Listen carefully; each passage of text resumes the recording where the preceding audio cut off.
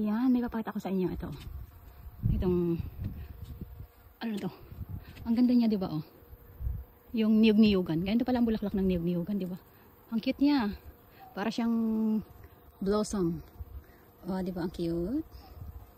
Oh. Naglilinis tayo ng ano ngayon? Ng ating swimming pool. Dahil nililinis talaga namin to every 2 weeks kapag summer. And kapag winter naman is every 3 weeks.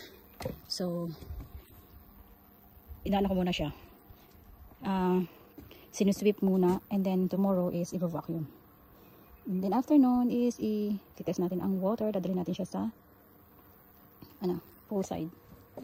So, hindi naman siya ganun ka dumi. May mga dahon-dahon lang sa ilalim. So, yun ang tatanggalin natin. Kahit nga summer dito is sobrang lamig ng tubig, kahit mainit yung sikat ng araw, kaya minsan is tinatamad ako mag-swimming. So, sisipagin lang kapag may ka-banding mag-swimming. So, mag-isa lang tayo. So, kaya hindi natin siya masyadong nagagamit kasi feeling ko ang lamig-lamig ng tubig. Pag lubog ako dyan is nanginginig ako kahit na matinding sikat ng araw.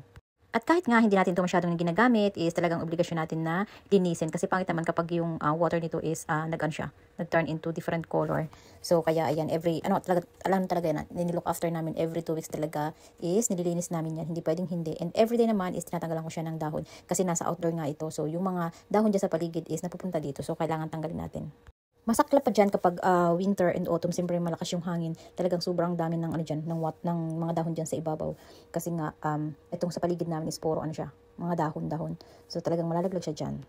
Nung unang lipat kasi namin dito 3 years ago is halos kapag summer everyday is nagsuswimming kami kasi syempre excited, pero nung tumatagal na is ayan, nagsasawa din. And puntahan natin itong aking hideout. Kapag gumagawa ko ng mga handicraft is andito yan. So yung ating mga Christmas decoration dito ko muna nilagay dahil matagal pa naman ang Christmas. So diyan muna sila sa kabilang tabi. And ito yung yung mga ginagawa ko ng mga plant hanger. Ayan, dito yan. Madalas ako dito sa aking little hideout kapag winter. So dahil nga kapag winter is hindi ka pwedeng maglagi sa garden. So dito ako naglalagay sa aking little hideout.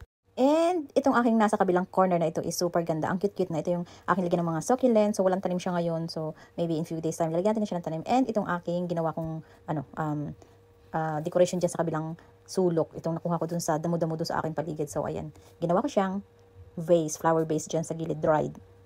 And ayun lang guys. Thank you for watching. Hope you like it. Please don't forget to share and follow na din. And see you again later for my next videos. Bye-bye!